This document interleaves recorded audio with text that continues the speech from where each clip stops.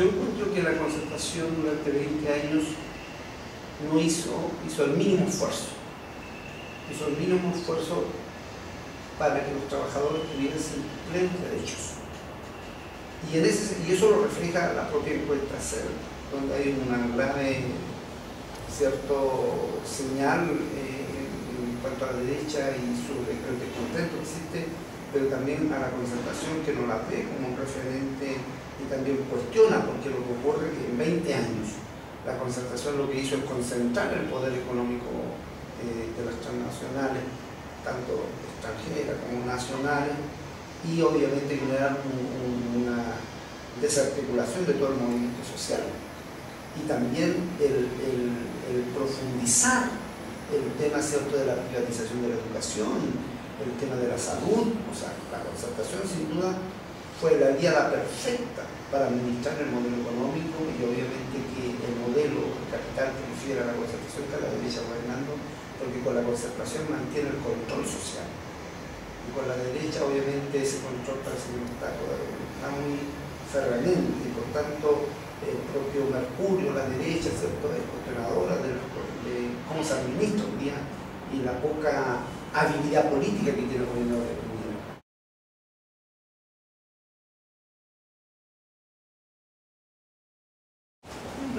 Yo diría que la batalla del gas, la batalla del agua, lo que ocurre con nuestros pequeños campesinos, los pequeños los mineros artesanales, pintureros. Aquí no hay un proyecto de desarrollo del país. Aquí hay una jibarización de la función del Estado, y que finalmente el mercado que regule todo. Entonces, en ese sentido, nos obliga a nosotros a generar un plan nacional de desarrollo energético, un plan de desarrollo que tiene que ver con nuestros recursos naturales. El tema que estaba el escándalo de la semilla, que obviamente entre gallos y medianoche se aprueban normativas que en el fondo la semilla que nuestros pequeños agricultores requieren para la plena soberanía alimentaria. Entonces estamos pensando mal en el país. Por tanto, este tema tiene que ver con las élites que están representadas en el Parlamento, que son de la concertación y la derecha, que son responsables de esto. Entonces, a nosotros nos obliga profundamente a reflexionar a quién estamos delegando nuestra representación. Con casi 3 millones de muchachos y muchachas, y no tan jóvenes también, que no están inscritos en los registros electorales, pero con una incertidumbre si realmente ese contingente del 40% de la población, ¿para dónde va a dar la señal? Yo tengo mi duda de que efectivamente la señal no sea para el lugar que nosotros necesitamos. Pero eso también es responsabilidad de nuestros propios déficits como movimiento sindical, que hemos construido un movimiento sindical mirándonos al ombligo y no pensando en el país, y no pensando que cada tema que se discute, que es necesario para el avance y la profundización de la democracia, necesita de lucha social, necesita de lucha política. Porque yo por lo menos, y nosotros, estamos trabajando para gobernar Chile. Y no delegar en otro la representación. Porque yo siempre digo, ¿qué nos hace diferente a nosotros como trabajadores de los que están en el mundo de la concertación, que están en la élite o de la derecha para gobernar?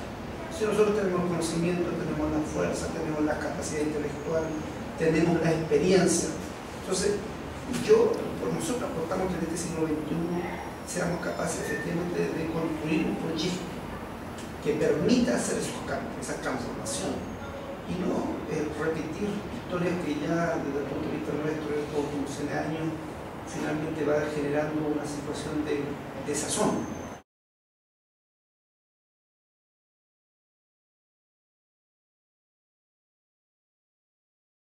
¿Cómo hacemos que esa administración sea eficiente? Una administración eficiente se requiere, ¿cierto?, de personas, trabajadores comprometidos con un proyecto de empresa, pero pensando en el país.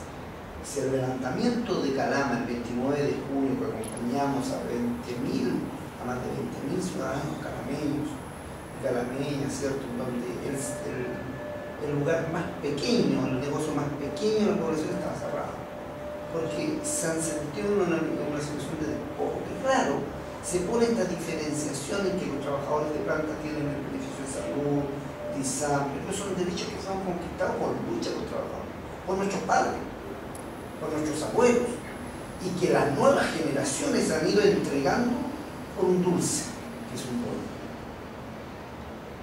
Entonces tenemos que hacer una profunda revisión.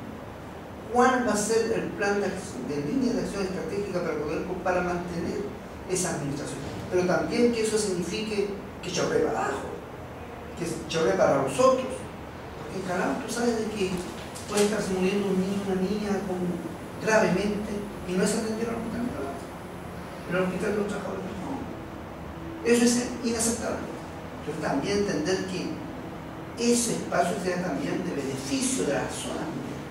Yo lo veo así, pero con inversión, porque con inversión de esta empresa debe ser compensada la zona minera en una ley que estaba hasta el año 74 y que la dictadura la despojó, que era el 5% que daba de lo que generaba este negocio para el bienestar, para la inversión social en la zona minera.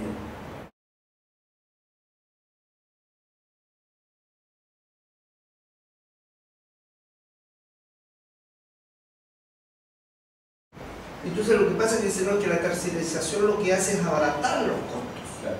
Y eso es mentira, porque alguien está generando un margen de utilidad que no somos los trabajadores.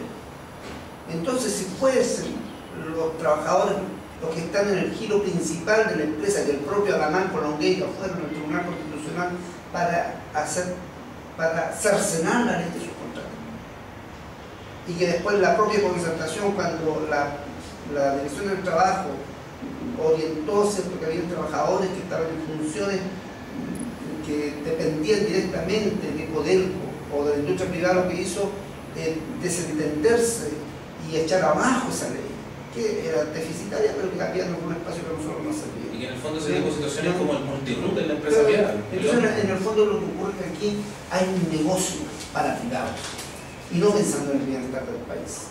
Yo quisiera que la mayoría de los trabajadores nunca estuvieran incorporados a las plantas, donde corresponda. Hay áreas que deben ser externalizadas, que obviamente deben ser tercerizadas, pero la tercerización no significa precarización.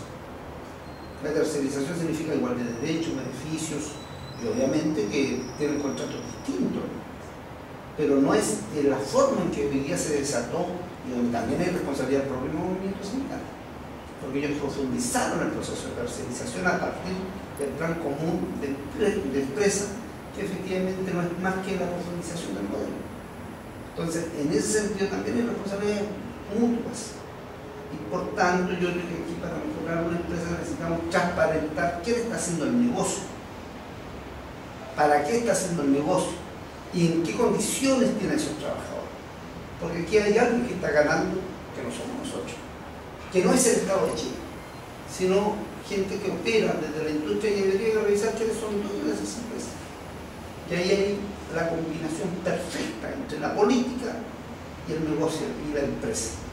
Y ahí podremos descubrir hallazgos interesantes si se hace una investigación, y que se ha hecho ya en nuestra época, pero que no ha habido la decencia y más bien la fuerza para poder sancionar esa conducta inadecuada en una empresa de Estado.